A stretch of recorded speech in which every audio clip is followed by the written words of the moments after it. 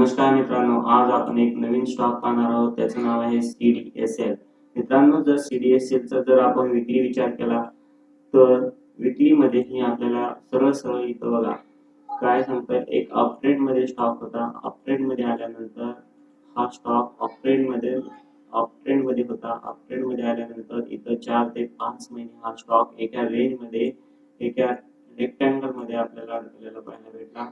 आणि त्यानंतर आता मित्रांनो हा स्टॉक आपल्याला ब्रेकआउट देत आहे.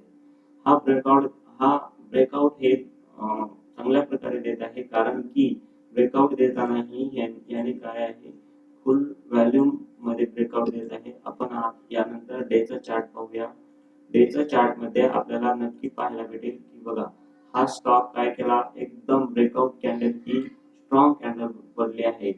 बुलिश मारोबदो सारखी कॅन्डल पडली आहे. आणि त्यानंतर बघा इथं व्हॅल्यूम पण फुल आहे आणि RSI पण 60 च्या वरती स्टेबल झाला आहे.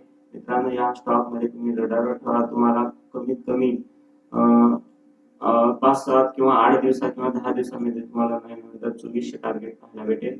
आणि त्यानंतर तुम्ही 1-2 महिन्याचा जर विचार केला तर तुम्हाला 2800 टार्गेट तिथं लवकरात लवकर पाहायला भेटेल. मित्रांनो, हा स्टॉक तुमच्या रडारवर ठेवा. आणि जर व्हिडिओ आवडला तर लाईक करा, कमेंट करा आणि सबस्क्राईब अवश्य करा. मित्रांनो, असेच नवीन व्हिडिओ तुम्हाला आमच्या चॅनलवर पाहायला भेटतील, तर तुम्ही चॅनल अवश्य सबस्क्राईब